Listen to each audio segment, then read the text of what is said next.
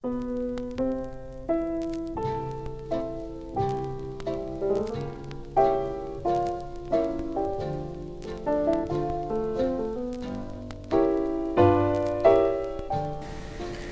everyone, welcome to the Prepping Pug. Today I wanted to talk about bartering and give my thoughts on gold and silver as well. First off, bartering is probably my second least favorite topic that I see the community almost obsessing over. I see people falling into this mentality of, it's okay if I'm not prepared, I'll just barter for whatever I need. I personally keep the belief that if I need to barter for something, I didn't prepare as well as I should have. But with that said, I'm not going to rule out the possibility that I may be faced with an unforeseen situation or barterings placed post SHTF. So I do keep some things stocked for that purpose. So what do I recommend for bartering? I really only have one rule when it comes to that, and that is to never barter something that can be used against you. I see a lot of people planning on keeping ammo for bartering use, which I think is beyond moronic. I think you should expect to get shot if your plan is to barter with ammo. In my opinion, the best things to barter with are your skills and things that you can produce yourself. Essential skills, trades, and food will be worth more than gold and safer than ammo during any event. That's kind of a slippery slope as well. I really don't plan on taking food from my kids' mouths for bartering use. But if my harvest yielded more than I needed, I'd probably trade that for, a different type of food. Eggs for fresh milk or something like that. I see a lot of people suggesting having cigarettes for bartering. And while I understand that a desperate enough person won't care, they do go bad. So with shelf life in mind, I'd say there are better options. Alcohol, I think, is a really great option. A lot of people want it, a lot of people use it. And with the exception of wine, you really don't have to worry about shelf life if it's stored in a glass bottle. Most important is that you can get it in fractional amounts. A shot if you're trading for something small, a medium bottle for a larger purchase, or a big bottle for your neighbor's car. While the larger bottles are more cost-effective to purchase right now, in a barter situation, I think having smaller amounts on hand gives you options and seems more practical when you're in a bartering situation. Even better yet, if you can craft or distill your own alcohol, you'll be the most popular person in your community. So now on to gold and silver, which really is the main thing I wanted to speak about today. First, a disclaimer, I am not a financial advisor. I'm simply a Jew who loves his family, my guns, and I raise chickens. I also know a thing or two about precious metals. I buy gold and silver for 3 different reasons, so I want to look at each one of these, and then I'll give my personal views and advice on each. So the first reason I buy gold and silver is that it's a hedge against inflation. Gold and silver have historically held wealth. It's mined and not printed like a fiat currency. And while the current estimate by the government is projecting a 2% inflation rate for the next year, I kind of think that it's going to be worse than that. Basically, this means that your dollar in the bank will have 2% less buying power next year as it does today. If you're like me and you see the government spending bailouts, stimulus checks that are all life support for a failing economy, then you probably see that 2% prediction is really just a big joke. An extreme example of inflation would be to look at Venezuela. In 2010, 1 ounce of silver cost around 40 bolivar. Today, that same ounce costs 5.3 million bolivar. The silver is the same ounce, it's just that the fiat currency value fluctuates underneath them. The second reason I've bought gold and silver in the past is as an investment.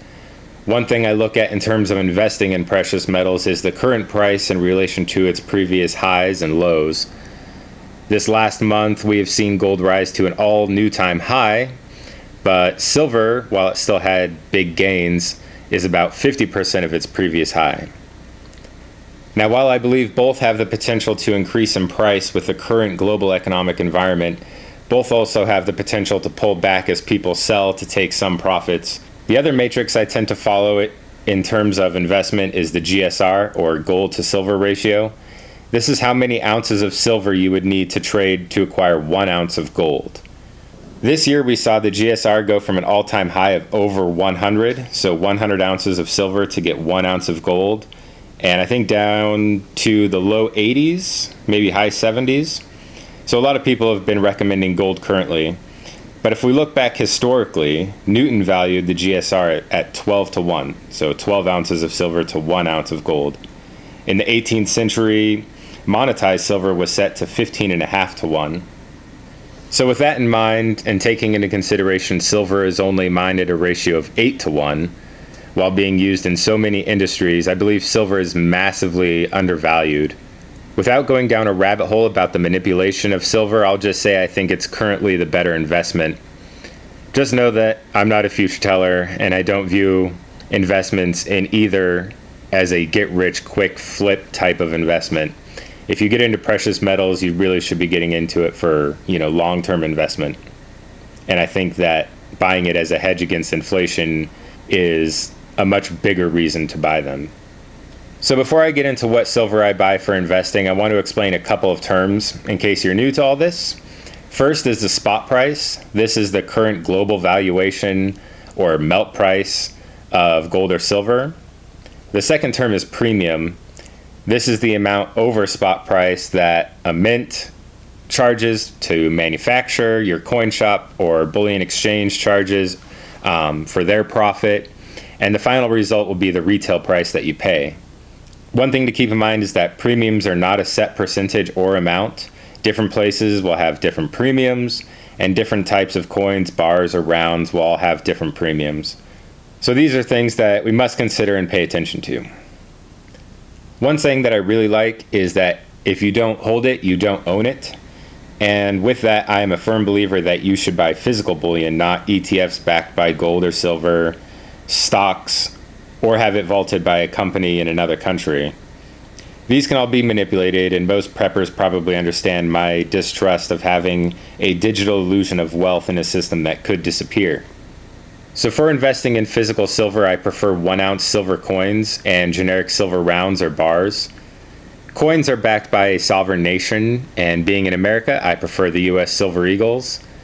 They do typically carry a higher premium, but they are also highly trusted and probably the most liquid silver bullion here in America. I do like to grab other countries' silver coins like this Canadian maple leaf or this silver Krugerrand from South Africa.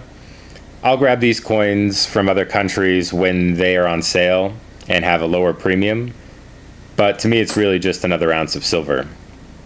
A word of caution if you're buying these solely for their silver content is to stay away from graded coins or gem proofs, as they will have a much higher premium than just the standard bullion coins.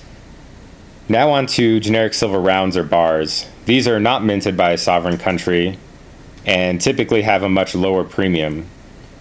I really do suggest buying your generic silver from a trusted dealer and a good brand. But even with these, you have to really pay attention to the different premiums. Designs geared towards collectors, like this Bugs Bunny design, or even, whole mints like the Pamp Swiss bar, inherently have a much higher premium than other more generic designs. So now on to the third reason I buy gold and silver, and in this case it's really more silver and not so much gold. Post SHTF. First off, I want to stress post SHTF. During an event, this will not feed my daughters, this will not stop a bullet, it will not purify water or start a fire. I really despise those who approach silver or bartering in general as an alternative to actually being prepared. No amount of silver is going to buy your way through an event. Now, post SHTF, society after an economic collapse, pandemic, war, whatever your doomsday fantasy is, silver will have a place. Biblically, 1/10 an ounce of silver was the equivalent of 1 day's work. Now, I don't know what value silver will hold in the future, a half an ounce for a day's worth of work, a gram for a dozen eggs, or 1 ounce equals millions of dollars like in Venezuela due to hyperinflation. But historically, gold was the money of the kings and silver was the money of the people. They have always held monetary value. So for post SHTF, I recommend fractional silver. Fractional silver and gold is any amount where the weight is less than 1 ounce. So for example, this 1/4 ounce gold eagle or this 5-gram silver bar. Just keep in mind that with fractional pieces, as the denomination goes down, the premium goes up. So today, if you purchased 4 of these 1/4 ounce gold eagles, you would pay a lot more than had you purchased just 1 single ounce coin. With that said, fractional amounts make more sense in a scenario where you are trading and using bullion as money. My favorite fractional silver is pre-1965 US coins. These are commonly referred to as constitutional silver or junk silver, but all pre-1965, so 1964 and before, dollars, half dollars, quarters, and dimes are all 90% silver. Being 90% silver to achieve 1 ounce, your actual weight needed is 1.111 ounces. But there is a very easy trick to this. $1.40 face value is 1 ounce of silver, and it doesn't matter what coin combination you use. 4 quarters and 4 dimes, 1 ounce. 14 dimes, 1 ounce. Need to purchase something for a half an ounce? Grab 70 cents worth. A 1/4 ounce, 35 cents. It's really, really simple. The other great thing with junk silver is it typically has a lower premium than other bullion. So we have both the advantage of lower premiums, and it's more practical to use in a post-SHTF scenario. You might even find some going through your change drawer at home. I have found a lot just paying attention to the change given to me while shopping. Again, when you're buying junk silver online, pay attention, as graded coins or brilliant uncirculated coins will carry a higher premium. And if you're like me, you're getting these just for their silver content, not coin collecting. One argument I do hear against fractional silver is that you don't want to be carrying around all this change. I personally can see a future where you go to the trading post or local market with a plastic tube like this, and you purchase your gallon of milk or whatever supplies in fractional silver, and it's really not any more inconvenient than a wallet. So now the question, how much silver or gold should I have? Do you have a year's worth of food for every person in your family member? Do you have the means to purify water or clothes for winter? If not, you probably shouldn't have any. It really comes down to, do you think you'll need it?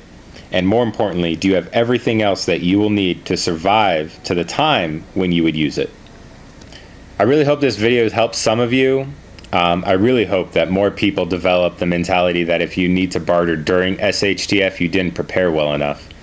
But post SHTF, I think gold and silver, can transfer your wealth to the other side of an event. If you like this video, please like, comment, and subscribe. It really helps us out. Have a great day.